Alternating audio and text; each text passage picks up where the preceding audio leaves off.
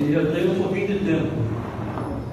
Parece que foi ontem que aconteceu isso, mas eu vou ler aqui para os irmãos um pouquinho da história da igreja, com a permissão da igreja, né?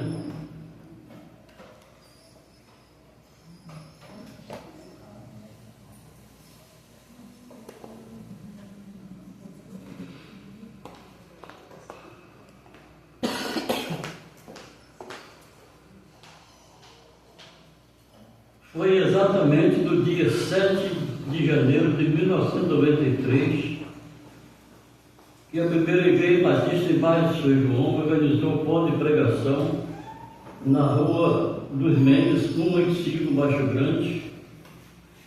Em 1999 foi organizada a congregação.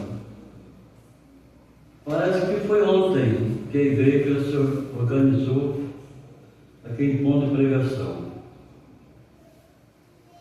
20/10/2000. Mais 25 anos já se passaram. A igreja continua erguendo a bandeira da salvação através dos seus membros dedicados. Estão levando a sério sua mordomia cristã, cumprindo com a ordem de Jesus, que é de levar o Evangelho a todos os povos, através da mordomia cristã, do tempo e dos recursos possíveis. Muitos pastores já passaram já pastorearam essa igreja. Eu vou ler alguns nomes aqui, os nomes que passaram por aqui, né, no caso. Pastor Jairo Luiz Pereira, que foi o pastor da igreja que criou o ponto de pregação através do pastor Jairo, né? Pastor Jaci Padilha, foi o pastor auxiliar do pastor Jairo de 1999 a 2000.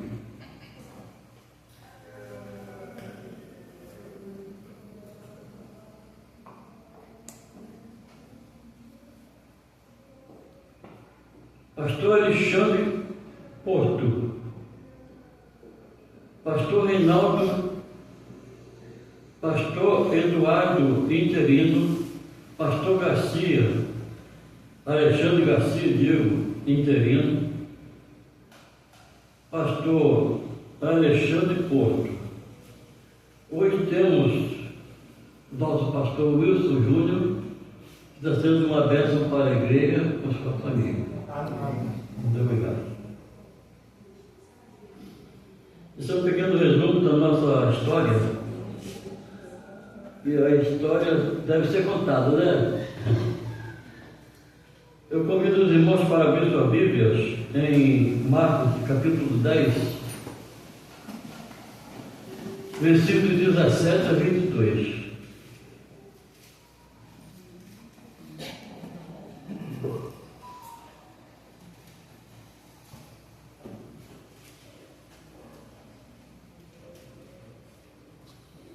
Podemos ler?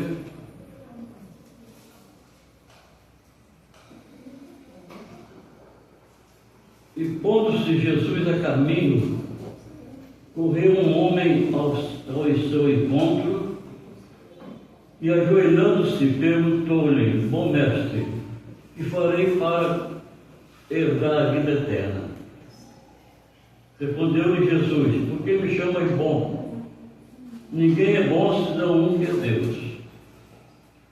Sabe os mandamentos: não matarás, não adulterarás, não furtarás, não dirás falso testemunho, não defraudarás ninguém, honra teu pai e a tua mãe. Então ele respondeu: Mestre, tudo isso tenho guardado desde a minha mocidade. E Jesus, fitando o amor, e disse: Só te falta uma coisa, vai e vende tudo que tens, dá aos pobres e segue-me.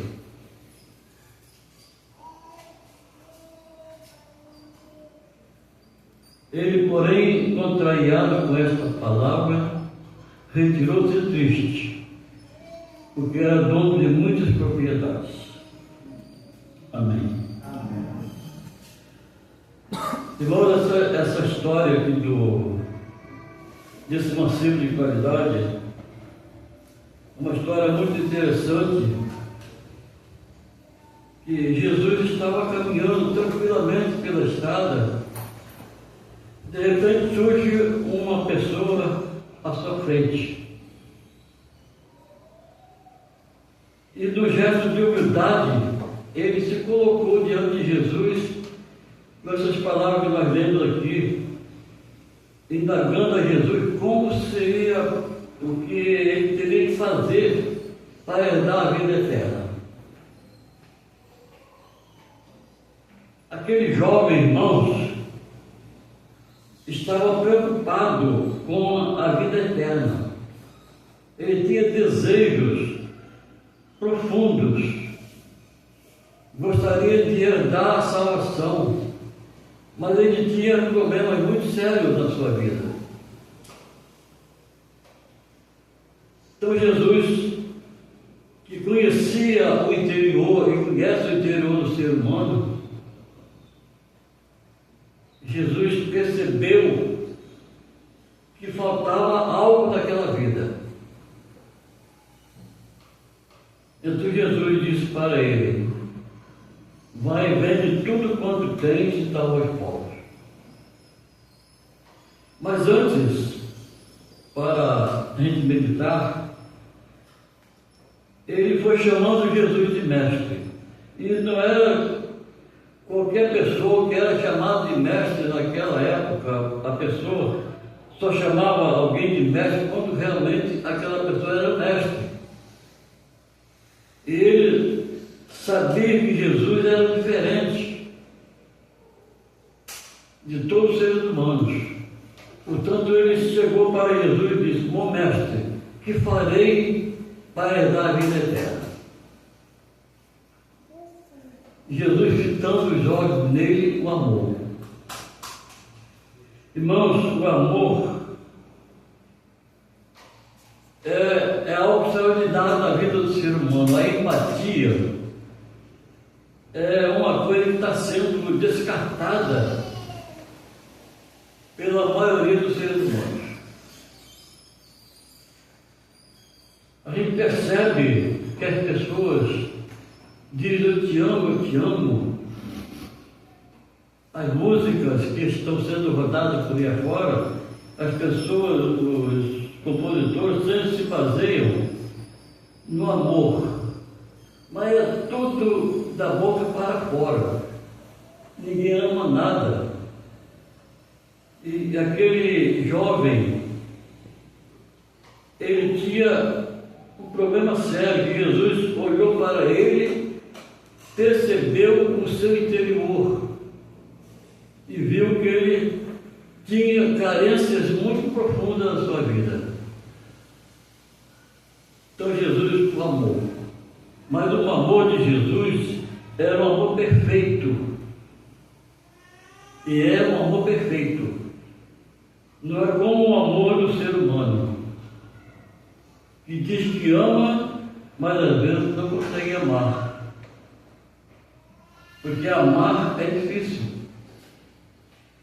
E Jesus o amou de verdade. No verso 15 de Gênesis capítulo 3, verso 15, quando Jesus falou para aquele jovem: bom é Deus, deixa um tanto, a gente um tanto perplexo com essa palavra de Jesus, porque ele era Deus e porque ele disse que bom é Deus. Mas ele, na minha compreensão, ele estava buscando lá em Gênesis capítulo 3, verso 15, que Deus prometeu a enviar Jesus ao mundo para salvar a humanidade perdida. Isso ia acontecer muitos anos depois daquela promessa, mas Deus já estava preocupado com a salvação do ser humano. Então ele prometeu em Gênesis 3:15, porém inimizade entre ti e a mulher, entre a mulher e o seu descendente, e o seu descendente, este te ferirá a cabeça. Jesus estava falando do Satanás, que procura destruir as vidas humanas, está sempre incutido na cabeça das pessoas coisas que não devem acontecer. E a serpente, quando enganou aquele casal lá no jardim do Éden, o pecado passou a atingir todas as pessoas da terra. E Deus estava preocupado com o ser humano. Então ele prometeu aqui nesse versículo que iria mandar o seu Filho ao mundo para salvar a humanidade. Então Jesus estava dizendo que bom é Deus, porque Deus havia visto a necessidade de todo o ser humano. Jesus falou para ele: vai e vende tudo quanto tens, dá aos pobres, e terás um tesouro no céu. Vem e segue-me. Uma coisa difícil para o ser humano é a renúncia. Aquele jovem, ele queria a salvação, mas não queria renunciar os seus bens, a sua riqueza. Ele amava os bens materiais. E amar os bens materiais, irmãos, é a pior coisa do mundo. O ser humano que tem amor às coisas do mundo, às coisas mudando, ao dinheiro, por exemplo, é uma pessoa infeliz. Pode ter tudo, mas não tem nada. Porque o dinheiro sempre causa transtorno na vida do ser humano. Tem pessoas que não podem possuir dinheiro de maneira alguma. Então Jesus via naquele jovem que faltava renúncia para ele. Ele deveria renunciar às coisas que ele possuía. Não que Jesus queria que ele fosse pobre, que ele desse tudo para as pessoas. Jesus fez um teste com ele. Jesus testou a capacidade daquele jovem. Mandou que ele vendesse tudo e voltasse para segui-lo. Mas Jesus queria apenas que ele renunciasse aos bens materiais, tirasse do seu coração aquele desejo de possuir mais e mais. Porque, irmãos, tem pessoas que desejam possuir 1 milhão, depois que consegue 1 milhão e quer 2, quer 3, quer 4, e vai, não tem fim para ele. Ele quer sempre mais e mais. E Jesus o advertiu. Jesus conhecia o interior daquele jovem. Faltava nele a renúncia. Versículo 22. Retirou-se triste. Irmãos, quando ele ouviu a voz de Jesus, Jesus mandou que ele vendesse tudo desse para os pobres. Ele abaixou a cabeça e saiu triste, não quis mais conversa com Jesus. Como é triste a pessoa desejar a salvação, mas não desejar a renúncia na sua vida. Ele precisava renunciar os bens que ele possuía, o desejo dos bens materiais. Jesus sabia que ele amava demais os bens materiais. Conta-se de um milionário que tinha muitas indústrias e ele estava sempre progredindo, as suas empresas estavam progredindo cada dia mais, e ele, com aquela fúria de ganhar mais e mais, ele estava entrando num estado deplorável. Ela não tinha mais o apetite para tomar sua alimentação,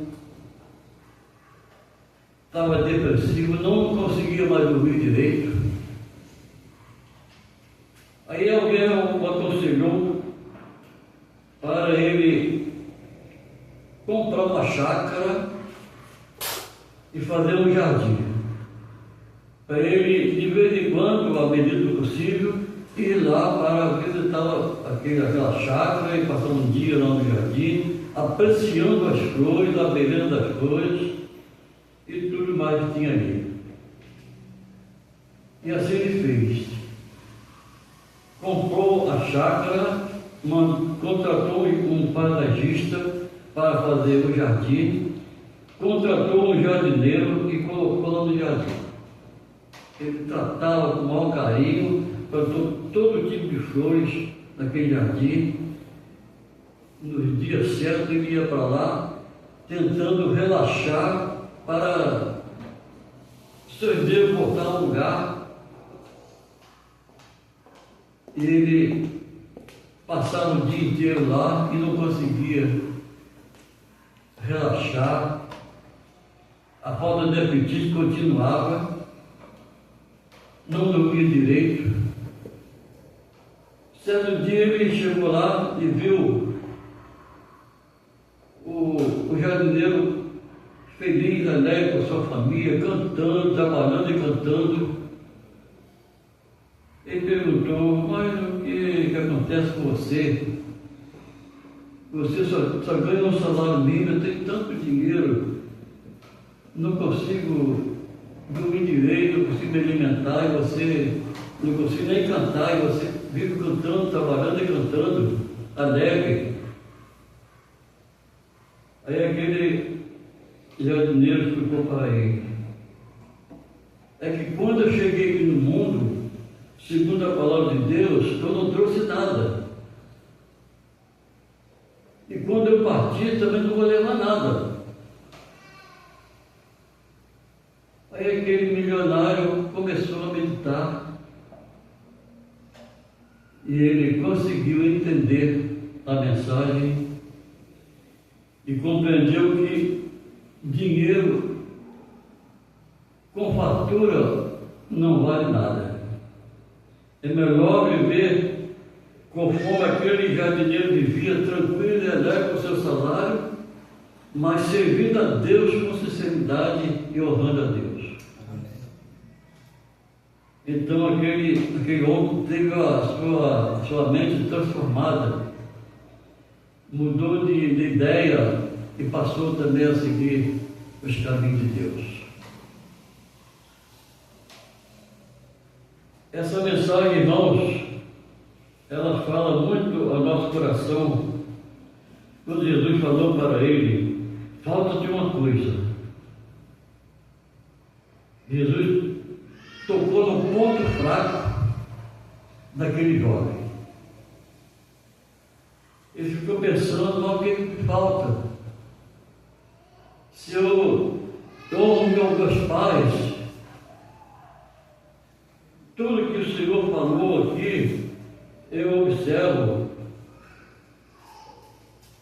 O que está faltando? Mas faltava para ele uma conversão. A conversão, irmãos, é uma mudança de pensamento, uma mudança de... A pessoa vai numa direção, depois volta, percebe que está no caminho errado, ele pede então uma orientação a alguém que está na mediação, e alguém explica para ele: olha, o caminho que você está querendo para chegar na rua tal é aqui dali. Então ele volta.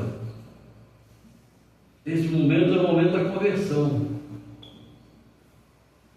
Aquele jovem precisava fazer isso, mudar de ideia, entender que tudo que ele tinha foi uma dádiva de Deus. Se ele tinha bens, tinha fazenda, tinha tudo, é porque Deus que deu para ele. Quem criou os céus e a terra foi quem? Foi Deus. Ele não criou nada. Ele tinha que compreender essa palavra de Jesus para ser feliz. Mas ele não entendeu. E também não desejou mudar de ideia. E quando a pessoa não tem desejo de mudar de pensamento, é a coisa mais terrível que existe. Eu conheço uma pessoa, os irmãos devem conhecer também, outros por aí. Ele diz que já leu a Bíblia 80 vezes, mas continua incrédulo. Não vale nada para ele aquilo. Ele lê como quem lê um jornal, naturalmente. Se ele lesse a palavra de Deus com desejo de aprender, de se humilhar diante de Deus, conforme o princípio desse jovem, a princípio ele se humilhou, foi de joelhos para Jesus, mas na hora do céu ele saiu fora, não vi nada. Então ele saiu de fininho e não quis mais dar atenção a Jesus. Retirou-se triste, porque possuía muitas propriedades. Em Mateus 6:21, fala que onde estiver o coração da pessoa, aí está o seu tesouro. O tesouro das pessoas está no coração. É claro que retratando o coração. O coração, segundo o que se sabe, não tem pensamento nenhum. Mas é só simbólico. Então, aquele jovem, ele precisava ter uma mudança radical em sua vida, mas não quis. Ele tinha que deixar Jesus agir no seu coração para alcançar a felicidade. E terceiro, dificilmente entrarão no reino de Deus que possui riquezas. Mas aqui, irmãos, a própria palavra de Deus explica que é difícil para os que amam a riqueza. A pessoa pode ter bens, não resta dúvida, só não pode amar.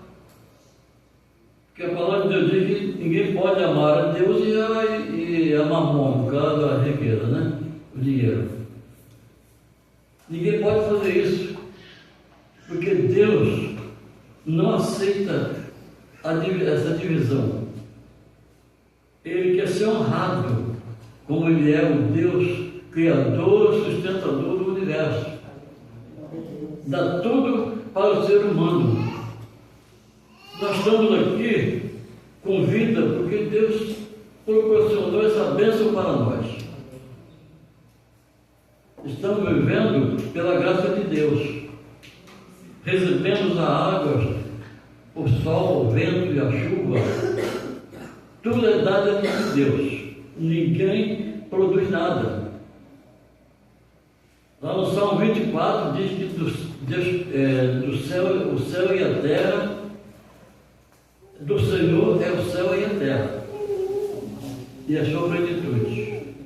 Então tudo é de Deus. O homem só recebe.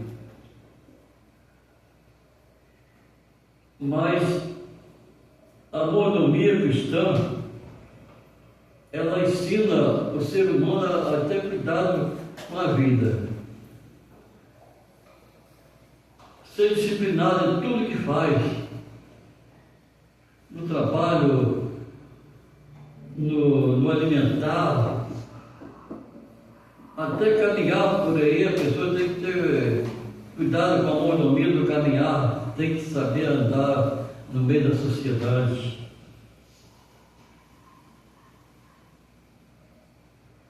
Mas o ser humano nem sempre ele valoriza esse bem, essa dádiva que Deus oferece para nós. Outra vez eu fico pensando, Deus dá o alimento todos os dias para a gente tomar. A gente acorda, já tem geralmente o alimento para a gente tomar a primeira refeição do dia, a segunda e a terceira, até mais se quiser. Mas tem pessoas que não valorizam essa dádiva de Deus. Quando eu vejo as pessoas perambulando pela rua, sofrendo, carecendo do pão de cada dia, pessoas que se alimentam de comida que estão deterioradas. Poucos tempos eu vi lá em Bacaxá, um missionário. Ele disse que, contando a experiência dele, ele falou lá para a igreja que um dia ele saiu de casa aborrecido com a família, saiu andando sem direção na rua, lá em São Paulo. Passou perto da Cracolândia, viu aquelas pessoas sentadas ali, usando aquelas coisas, deu uma parada. Aí o cidadão daquele observou que ele estava carecendo de alguma coisa, ofereceu para ele um pouquinho. Ele caiu na loucura de usar um pouquinho. No outro dia ele sentiu o desejo de voltar para tomar um pouquinho usar mais um pouquinho. Ele era bem empregado na prefeitura de São Paulo. Na época ele ganhava 10 mil reais por mês. Ele chegou ao ponto de perder a família, morar na rua, comia alimento deteriorado, metia a mão naqueles latões de lixo para se alimentar. Um homem com uma estatura que a gente olhava para ele e dizia: isso não é possível acontecer. Mas ele conseguiu se libertar. Conseguiu se libertar daquele jogo terrível que ele entrou. Foi a coisa mais terrível da vida dele, o maior pesadelo. Ele quase morreu. Por quê? Porque ele não olhou primeiro para Deus e viu que Deus é o dono da vida, valoriza o ser humano. E assim, meus irmãos, muitos seres humanos estão sofrendo nesse mundo afora, porque não olham para os céus. Que se a pessoa olhar para os céus, acordou de manhã cedo, olha para os céus, agradeça a Deus pela vida, por tudo que Deus está concedendo, essa é uma pessoa bem-aventurada. Mas aqueles que não olham para os céus, tem pessoa que passa muito tempo sem olhar para os céus. Eu, irmãos, quando acordo, a primeira coisa que eu faço é olhar para os céus e agradecer a Deus. O céu muito bonito, às vezes está até nublado, mas eu agradeço a Deus. Estou vendo com os meus olhos da fé que o dia está bonito. Então eu tenho essa visão de agradecer a Deus todo instante da minha vida. Porque se eu estou aqui, é porque Deus está me sustentando cada irmão aqui presente, dando tudo aos irmãos, ao tempo e à hora. A vida e a salvação, que é o mais importante na vida de cada ser humano. É um bem maior que ninguém vai tirar de nós, a salvação. Deus nos abençoe. Amém.